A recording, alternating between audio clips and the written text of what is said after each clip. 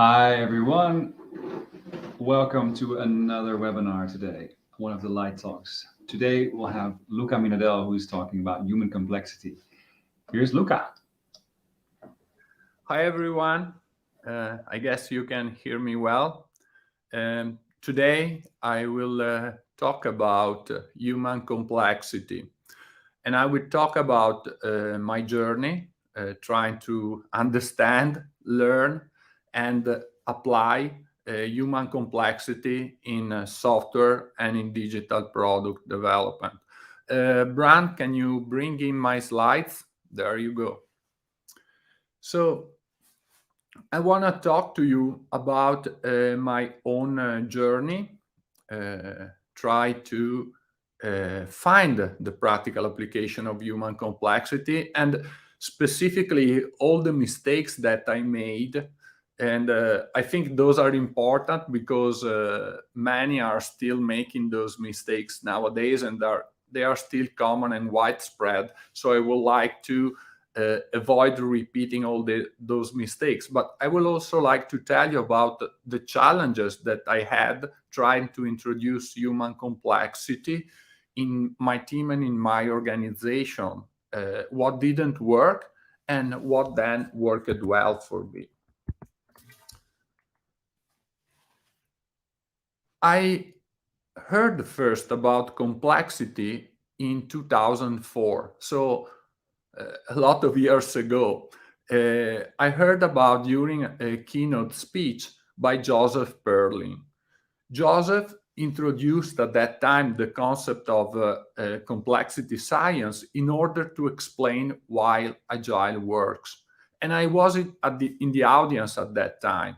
And so this is where my adventure with the complexity science started.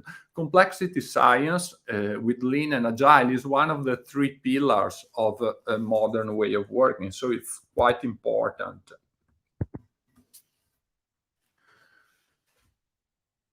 It was in 2004, it was already a few years that many teams were experimenting with Agile and they were having success with it. So people were wondering why Agile works. And at the time, internet was starting to become popular. It was the dot-com era. And software developers were facing complex problems developing distributed software, dealing with uncertainty and unpredictable challenges. But at the time, the traditional way of working was mainstream and Agile was kind of new. So after this keynote, I was very interested and I started to read the available literature of the complexity. And the literature that was available at that time was explaining that complex systems are non-deterministic. So, for example, you can predict where planets will be in 100 years. But then, when you deal with people, imagine you are having a conversation with a coworker or with your partners. The conversation go quietly, and then you say something that feels completely innocent to you, but your coworker or your partner start an argument and suddenly become upset. That's what happened. We human beings are unpredictable. Complex systems, also, the literature was explaining at the time, are non-reductionist. So think about, you can take a clock, take it apart, understand how single part works, and then get a complete understanding of how the clock works. But that's not what happened with complex systems. Complex systems are more like a cloud. You cannot dissect a cloud and understand what a cloud is because the cloud is constantly evolving. Another characteristic of a complex systems that was explained at the time is that there are many agents in a complex system that are densely connected and they interact in a way that is not linear. What does it mean? It means that when an agent communicate or make an action toward another agent, get a reaction that is non-proportional. And finally, complex systems are open systems. So there are a lot of influences that come from the outside and you cannot always control. So this is what I learned and understood at the time. And then there was more of that. I start to learn about different type of complex systems. I start to find simulation like Boyd's and the cellular automata. But this was my first mistake. So here you go. Here you have this simulation that you can use. And tweaking the initial condition and tweaking some rule of the system, you can try to control the emergence of the pattern that you desire in that simulation. So the next natural way of thinking about that is that if you want to achieve a certain goal, you can control the rule and the starting condition of the simulation to make sure that you will obtain exactly the type of result that you want. So this complex system like Boyd's and cellular automata can be used to go back to a deterministic, non-complex way of thinking. And that is a common mistake that is still widespread today. Another thing that I learned is moving from mechanic metaphors to organism, looking at the organization and teams as an organism. But even there is another potential mistake. People often think about an organism that have a body like an animal and can be controlled using pain or fear to push the animal away, or using the needs and the pleasure to attract the animal. So again, even if with complex system we start to talk about organism and not mechanical way of thinking, here again, people came back looking for certainty and control that you cannot have in complex system, especially in human complex system. So common mistakes in complexity is to adopt the language of complexity science, but go back to a deterministic, reductionist way of thinking that predate complexity. A typical example today is in Agile, people still trying to use Monte Carlo simulation to make software estimation of products that still have a lot of uncertainty and unknowns. So you see how easy it is to make those mistakes when learning about the complexity, or at least it was extremely easy for me. But then when we look at human complexity, we realize that things are quite different, because we are not insect, we are not animal, nor algorithm. We are not just driven by instinct, pain, pleasure, need, or desire, but we are also driven by our beliefs, our values, our principles, our feeling, emotion, intuition, irrationality, and much more. And so we are not like those agents in those previous simulation. My first experience with the human side of complexity, for me, it came about 4 or 5 years after I started to learn complexity. It was in Ferrari Formula One team. You may probably know that the Formula One car is made up of several tens of thousands of parts. And different departments work on different parts and face technical challenges to take the best out of each part of the car. But top team, in order to compete, they need to find the perfect synergy among all those parts. And this means that different people from different departments need to work closely together to find the trade-offs that are good for everyone and to solve a very complex problems together. And this is where the human side of complexity comes into place, finding agreement and consensus of what to do, making sense of challenging problems, dealing with uncertainty and ambiguity and unknown. So that was my first experience when I really faced the human side of complexity.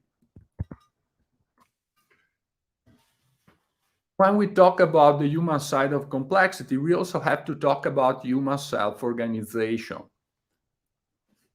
Self-organization for human being is peculiar. It is something that is ongoing and spontaneous just because we have a social nature as a human being. We interact, we have those social process of local interactions, and those interactions are spontaneous at work with the co-workers or people in the proximity of the organization. While we are debating, we are having a local interaction. While we are making sense of things, while we are negotiating who we want to be at work and what we want to do together. And while we have those ongoing local interaction, there are population-wide patterns that gradually emerge. For example, attention during a company merger.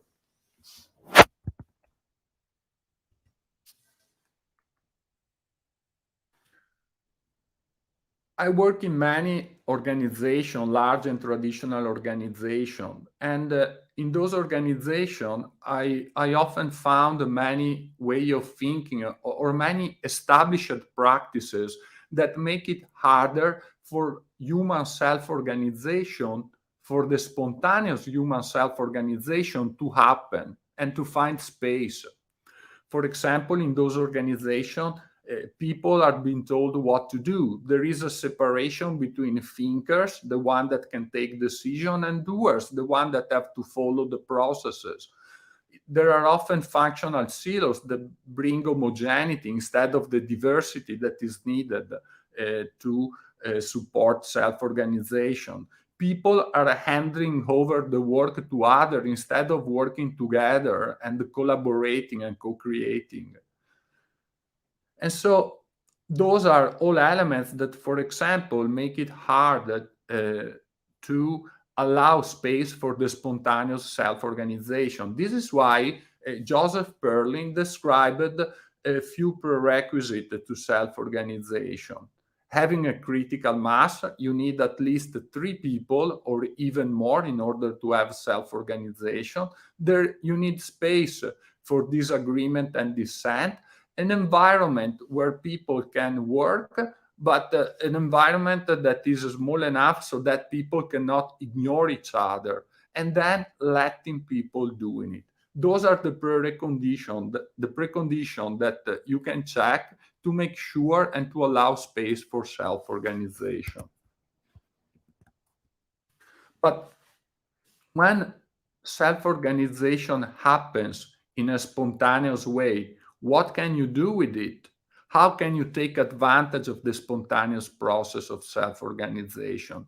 This is where Joseph Perlin described a way to influence and direct self-organization toward positive outcomes.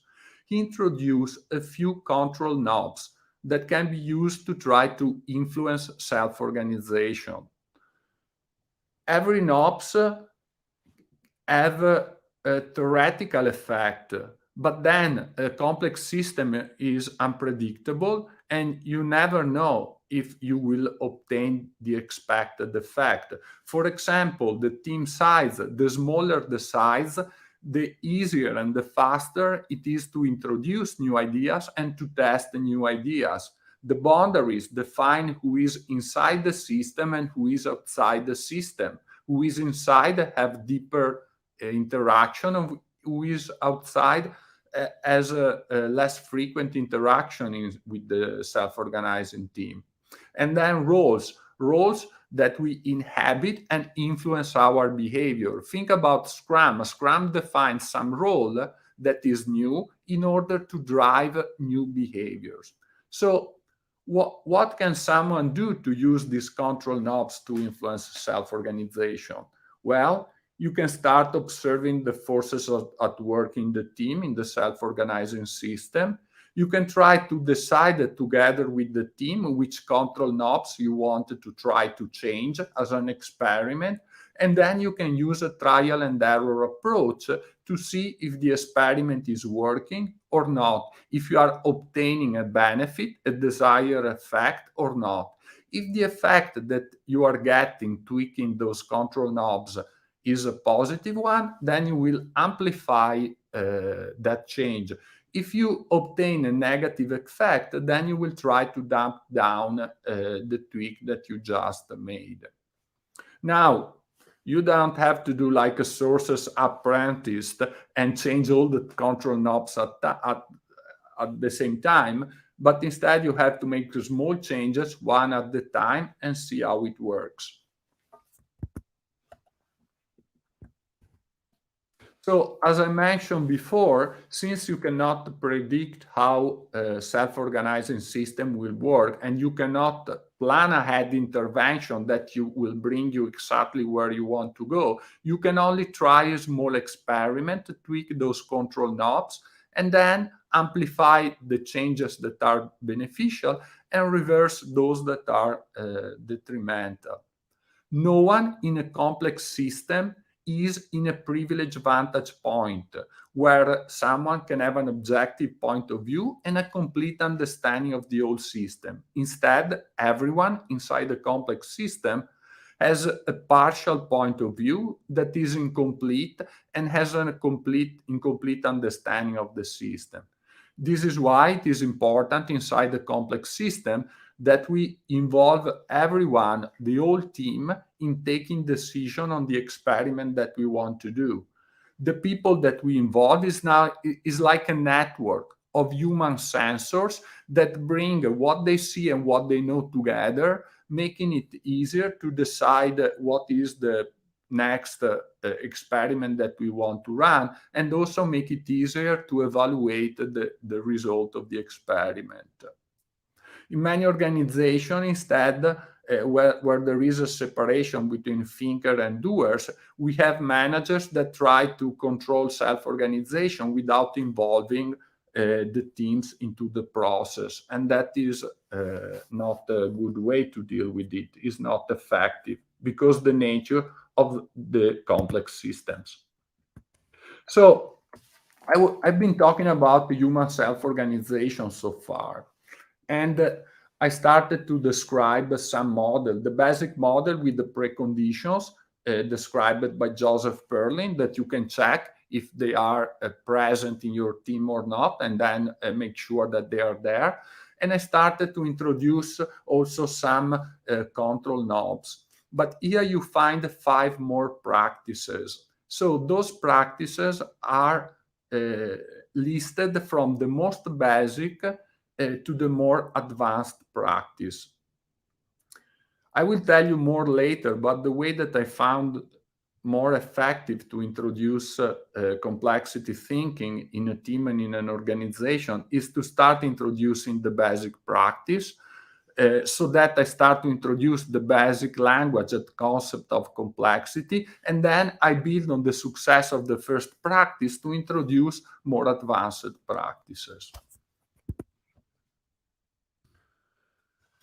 This is a quick overview of 20 odd control knobs that are described in those 5 practices that I just listed before. So all control knobs that can be used to make intervention in a self-organizing system in order to direct the system in a direction that is desirable. I was telling you just before the approach that I took while I started to introduce complexity in a team and in an organization. But I have to confess that at the beginning, I've not been so successful in introducing complexity in my team and in my organization. At the time, I was part of a community of other complexity thinkers that were coming from a quite a theoretical and even philosophical angle. Myself, I was a software developer coming from computer science, so mathematics, and very used with abstraction and theory. But then I realized that most of the people, the majority of the people, learn more from practical example and from direct practice. And so instead of starting from introducing the theory of complexity, I started from acting my way into complexity thinking. as I mentioned before, I start to introduce very basic practice to introduce the team, the organization, the manager to the vocabulary and to the basic concept of complexity using practical basic practices that are small, that take a short time, and then can immediately show some result. And then building on the success of the introduction of those more basic practices, I started gradually to introduce more advanced practices. And this started to work well for me, a good way to introduce complexity into the organization, moving from the theory to instead completely focusing on the practical application of human complexity. A few years later, when I left Formula One and I started to work with many different organizations, I realized that not every organization is equal. Not every organization is facing the same level of complexity. And so it immediately became important for me to assess the different degree of complexity that an organization or a team is facing, and then to adapt the way of working and the practices to the level of complexity that that team and that organization is facing. Just to give you an example, you may be dealing with a delivery initiative that is creating a completely new and unprecedented product, or on another side, you may repeat a software development that is very similar to other software development that you have done before. These two examples have very different level of complexity. One is much more complex, the other much less. So, in order to assess the degree of complexity of the delivery initiative, it's useful to know what are the ingredients that can make a delivery initiative or a problem more or less complex. Well, a first question that helps us evaluate how complex a problem is to ask ourselves, has everyone in the world ever done this before? Or has everyone in our organization have done this before? Or in our team?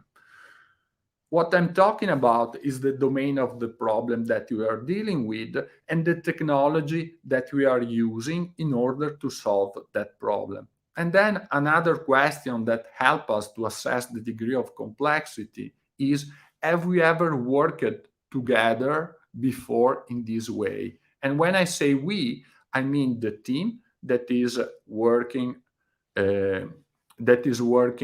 on the delivery initiative, but also the partners, the customers, and the users. You see, for example, that from the domain and the requirements, you may have ambiguous, incomplete requirements. You can have competing requirements. There can be accelerating rate of change on the requirements, and you have so much new information to process that you don't have enough time. People may have misaligned goals and conflicting interests, and then we know people is unpredictable and have infinite creativity. And then technology, there can be dependencies and integration that are very fragile. You may be dealing with a massive code base or with an extremely rapidly evolving technological ecosystems. So those are all elements or common origins for complexity. Now, in order to assess the degree of complexity, I identified these 4 practices that, again, are listed from the most basic to the most advanced. So here again, I'm suggesting to you to start to gradually introduce these practices, starting from the most basic and simple one, and gradually then introducing the more advanced. At the end, I will give you the title of the catalog where all these practices are documented and detailed. But after After assessing the degree of complexity, then there are 4 more practices that can be used to adapt your way of working to the degree of complexity that you are facing, to adapt the estimates, to adapt the decision-making approach, to adapt the team setting and the way of working, and to adapt the investment and delivery strategy.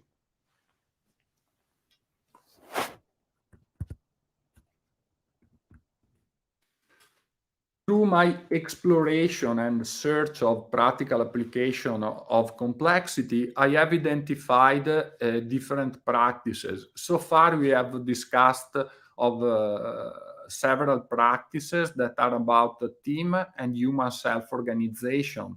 They all come from the realization that we, human beings and teams, are complex.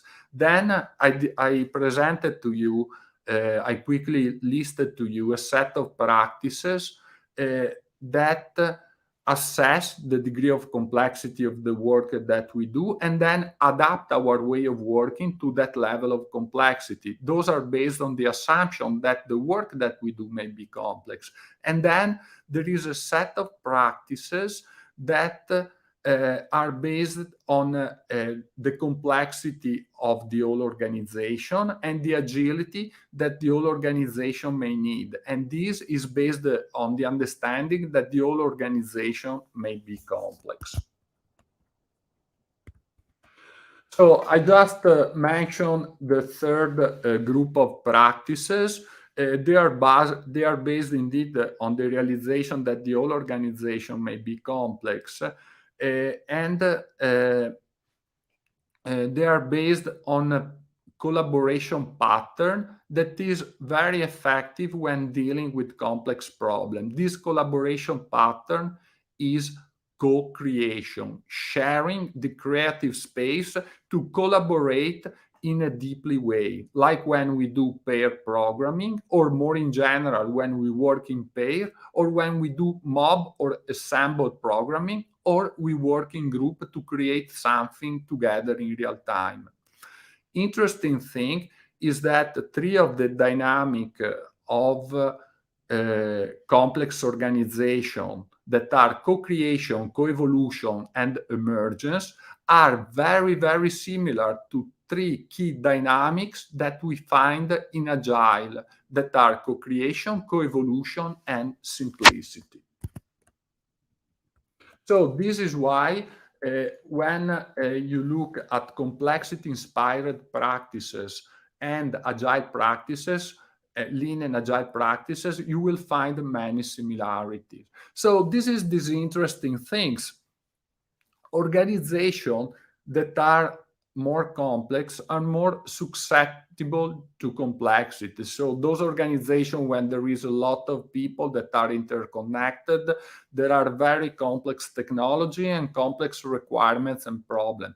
But at the same time, those organizations that are more complex are also those that are better suited to cope and exploit complexity. Networked organizations are much more powerful and adaptable than hierarchical organizations. Here, as before, are few of the practices described in the third region related to the organization that I have identified, again, described from the more basic to the more advanced, and all those practices are detailed in the catalog that I will share with you at the end. So, Living Complexity is a catalog where all these practices are listed, and you can find the whole catalog, the explanation, and the description of every practice. Now, the frontal presentation of this streaming is finished. Let's give you some time to think about if you have any specific question that you have for me. Great, Luca. So for people watching, you can add a comment on LinkedIn and post questions there, and then Luca will see them. Yeah, let's give them some time.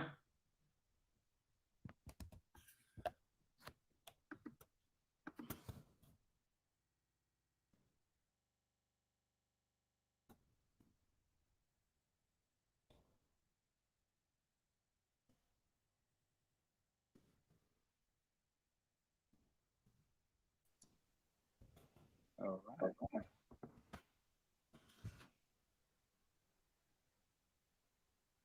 We have a comment about complexity, yet we don't have other questions at this time. So for anybody who's watching, you can drop a question in the comments. By the way, the links that you're sharing here, I can also share them, by the way, in the event details later on, Luca. So that would be easy maybe for people to see and click on those links to your profile and Smarter, and also the books, maybe if you want to. Yeah, I'm also sharing one link of a federated wiki where you find the list of some of the complexity-inspired practices. I shared here. Bram, if you want to share back on LinkedIn. Yeah, I'll do that. Great.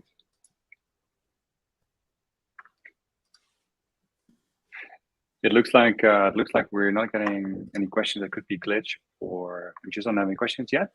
Questions can also come later in the comment section of the event, Luca. So that's also something to watch in the coming days. Yes. Great. Right.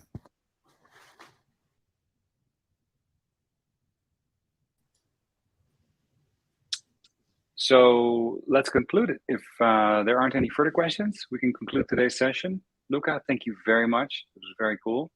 And any final words? Anything you want to share still?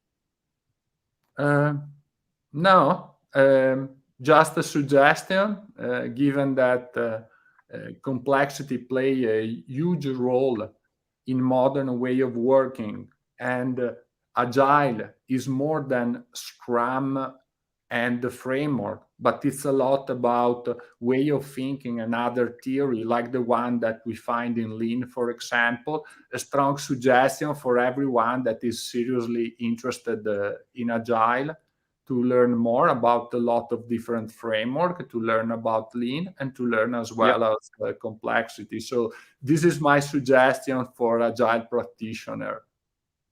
I have two things that came in, by the way. One, a comment from Rian. That's, for some reason, your name is not showing, but it says, I don't understand the complexity part of Scrum Poker a lot more, he says. Yeah.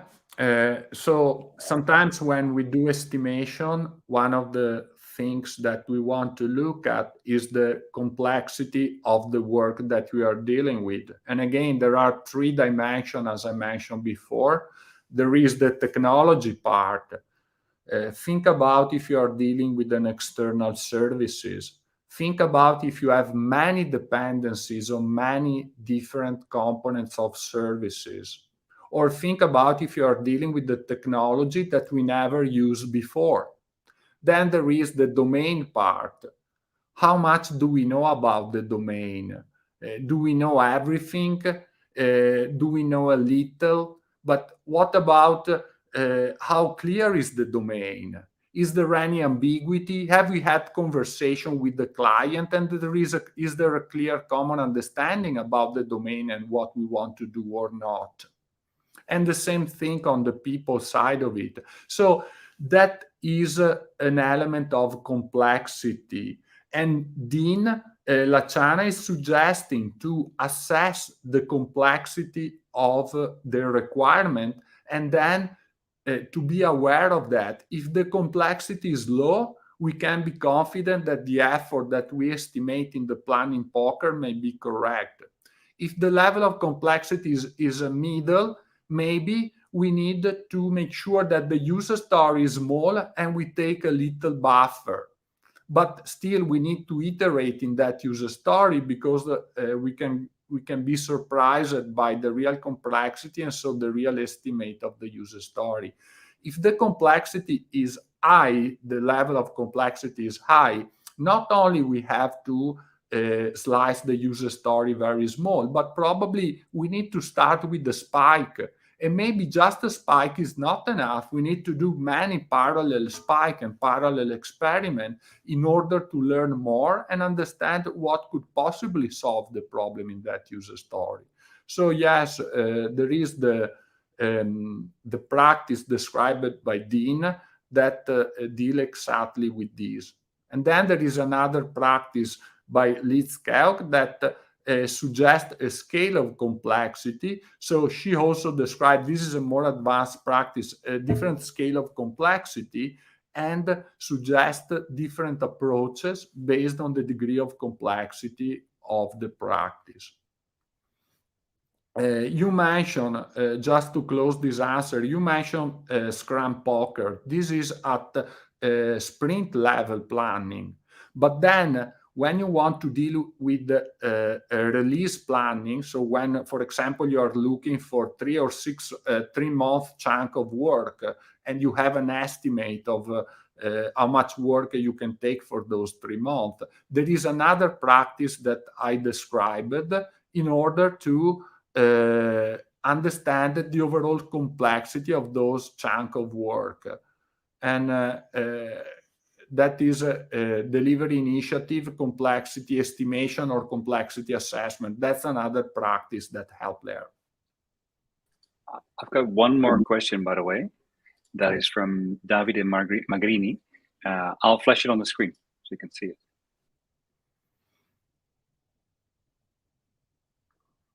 Yeah, people is one of the important source of complexity.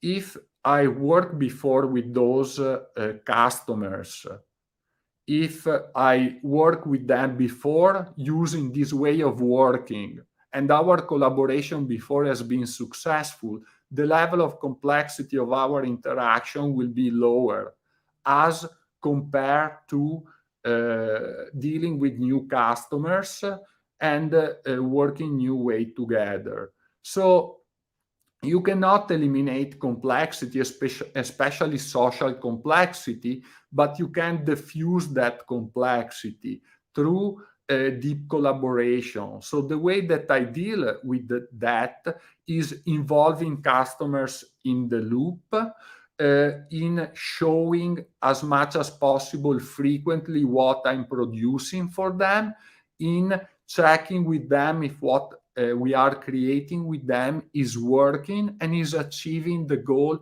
that they are looking for.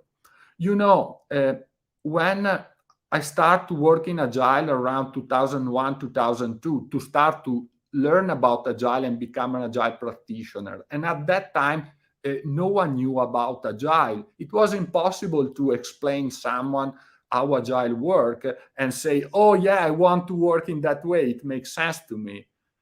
That was something impossible. Agile was too complex and too new for everyone at that time.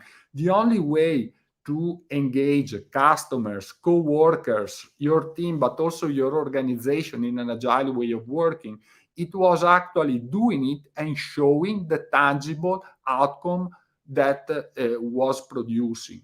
So this is what I do nowadays with the customers. I try to explain as much as possible up front, to listen, to understand, to have a network of human sensors that provide me information from many points of view. And I also try to approach the work in a very iterative way, helping the result to show what we are doing and also to clarify the understanding in a way that is much easier than any upfront explanation can do.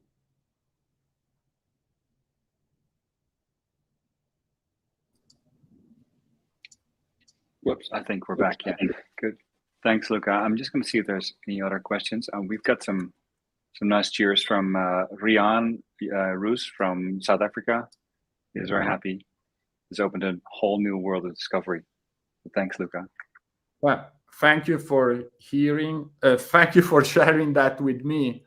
As I mentioned before, in 2004, it was Joseph Perlin to introduce me to this word, and I'm still extremely grateful to Joseph Perlin that a lot of people know in the Agile community for opening up this whole word to me, and I'm happy to pass back that knowledge to you. It really made a huge difference in my career.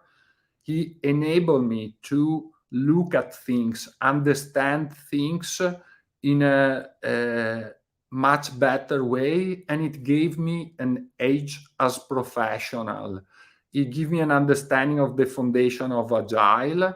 It helped me to catch many mistakes that I made in misunderstanding Agile and sometimes going back into traditional way of working. So I definitely suggest it for everyone. Wonderful. Thank you very much, Luca. We'll wrap this one up. See you guys next time. Thanks, Luca. Thank And you. feel free to drop some more questions if you have later on, or contact Luca straight on. We'll put the links in the description, and we'll see you guys next time. Take care. Ciao. Thanks, everyone. Bye.